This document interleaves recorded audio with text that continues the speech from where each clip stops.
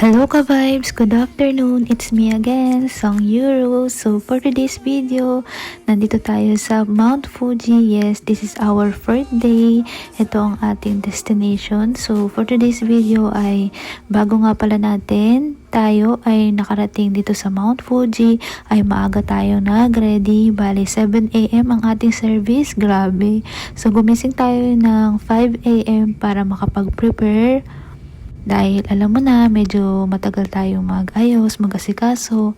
So, bali, nasikaso ko nga lahat, niready ko lahat ng mga dadalhin namin at babaunin para walang makakalimutan. And mapapansin nyo dyan guys, kasama ko si Nami katabi ko. And sobrang good girl naman niya at behave.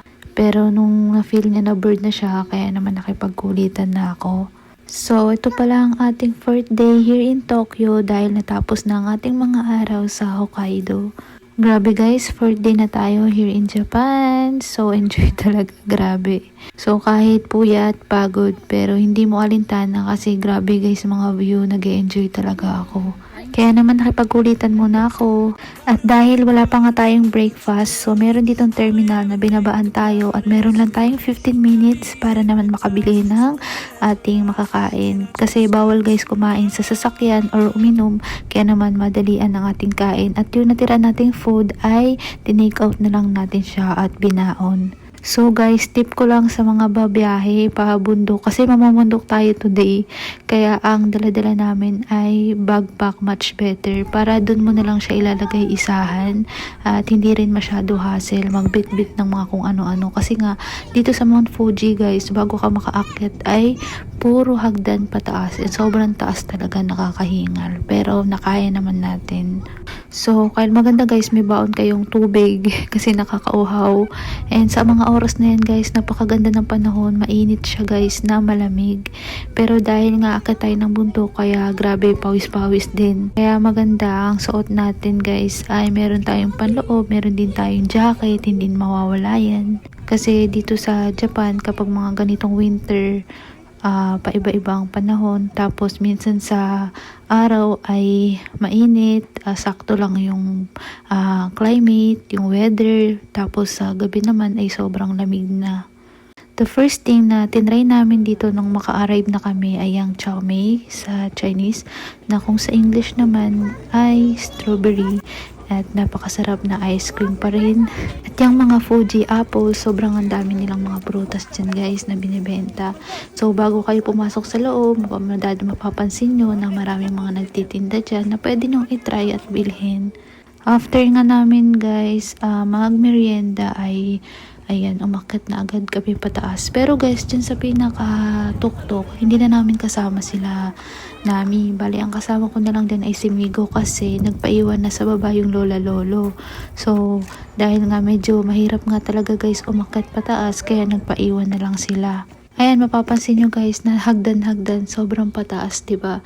Pero guys, sobrang ganda ng view and sobrang daming tao.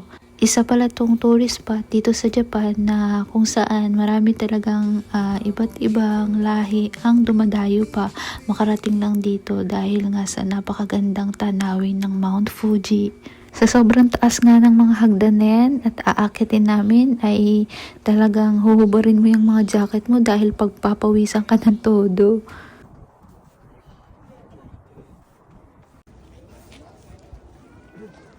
Okay.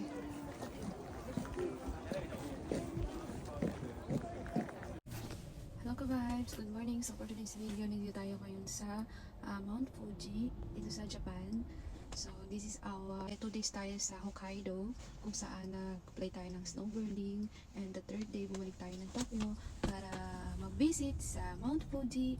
And now, kami lang ni Nami dito kasi guys, tulog siya kanina, tapos nag-CR sila.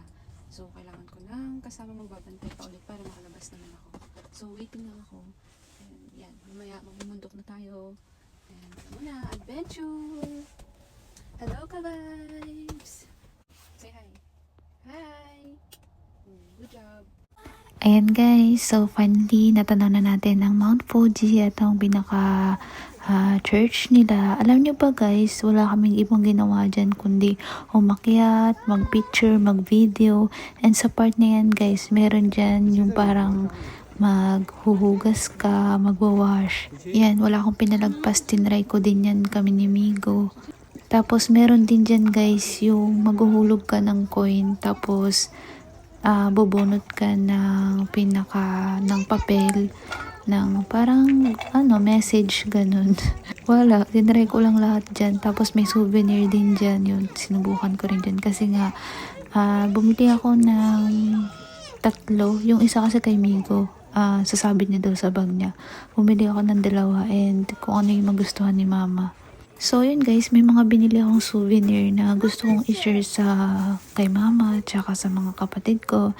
Yan, I hope magustuhan nila. Tapos after nga nyan guys ay bumiyahe na tayo para naman makapag lunch dahil gutom na rin kami. So yan, pinagmamasdan pa rin namin ang napakagandang tanawin ng Mount Fuji.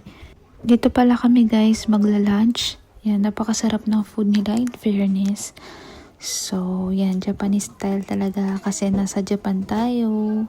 So, wala talagang pinapalagpas guys, lahat kinukuhaanan ko ng video. After namin mag-lunch guys, ayan, dyan naman kami sa gagala sa market na to, maglilibot-libot. Ayan, maraming mga store dyan na bilihan ulit ng mga souvenirs. Ayan, wala kaming stroller guys, although may baon kami kaso nasa sasakyan. Pero hindi na namin siya dinala. Ayan, pinaglakad na namin si Nami. So, mapapansin nyo yung weather guys, sobrang init. At the same time, malamig yung panahon. Kaya guys, maganda may baon kayong extra na damit if ever mapawisan kayo. Tapos, cap, sombrero, ganun. Pero ako guys, yan, bonnet lang kasi medyo nga malamig dyan. Tapos, libot-libot dahil sobrang ganda ng mga tanawin, ng view. Sa video na yan guys, meron kami nadaanan na store, ayan, tsaka may mga strawberry. So, may binili kaming buy one take one. Kaya lang, nakakalungkot guys kasi naiwan dun sa sasakyan na service yung lahat ng nabili namin mga strawberry except lang dun sa nabili ko. Kasi may nabili akong white na ganyan and wala, nilagay ko siya sa bag ko. Wala, ako parang sigurista ako when it comes sa food kasi tinatago ko lagi sa bag ko. Yun lang yung talagang nadala namin and the rest na nabili nila talagang naiwan and hindi na nabalik. Kaya naman nalungkot sila and na-share ko na lang yung strawberry ko kahit kaunti lang siya. Pero marami silang nabili as in yung buy one take one na na dalawahan tapos maraming laman.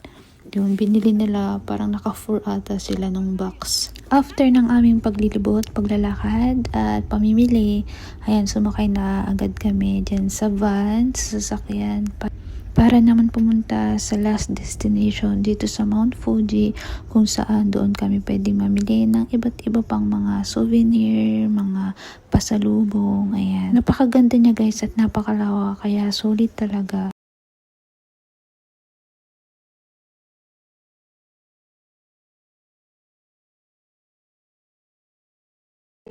Hello ka-vibes! Time is 3 ng hapon. So, wala pa rin tayong katapusang maglibot-libot dahil nga sinusulit natin ang mga oras at panahon. At pagkatapos niyan guys ay biyahe na naman tayo papunta sa ating last destination dahil nga gusto nga ng mga bata, especially nila, na makapag laro at makasakay ng rides dyan. So mapapansin nyo guys na sobrang laki ng rides na yan. Ewan ko lang kung kakayanin natin. Kasi yung ating battery ng phone ay parang susuko na dahil medyo battery low na tayo guys. Pero ganun pa man dahil wala rin tayong power bank dito ay okay lang yan guys kasi itatry ko na makihiram ng camera mamaya sa ating mga kasamahan. So guys, finally nga ay naka-arrive na tayo dito sa Fuji Q at mamaya rin ay magtitake tayo ng mga photos dyan dahil sobrang ganda ng view. Bago yan guys, bibili muna tayo ng ating ticket at pagkatapos niyan gusto nga i-try ni Migo ang mahabang slide dyan, kaya lang hindi pa pwede dahil kulang siya sa kanyang height. Kaya naman mamaya ay lilipat kami sa iba pang mga rides. Pero bago yan guys, naisipan namin na pumunta muna sa 7-Eleven para naman makapag-merienda.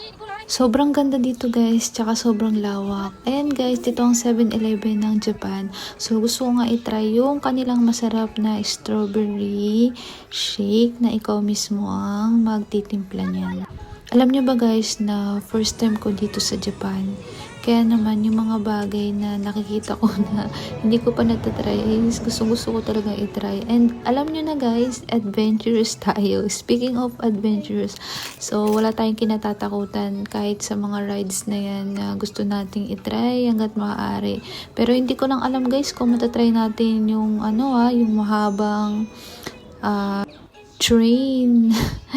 Kasi nga may mga bata tayo, may mga bantay tayo. Tignan na lang natin kung makakaya natin siya mamaya. Siyempre, alam mo nga dapat ang bata ang uunahin bago ang matatanda. At yan na nga guys, sumakay na agad tayo dito sa kanilang Ferris wheel kasama ng mga bata. Pagkatapos guys ng ating Fuji Q at mag-rides ay medyo tayong nadaanan dito sa highway na ang sabi ng driver namin dun sa service ay meron daw magpapaputok daw sila ng mga fireworks dyan. And minsan lang daw ito nangyayari sa Japan, kaya naman panoorin natin.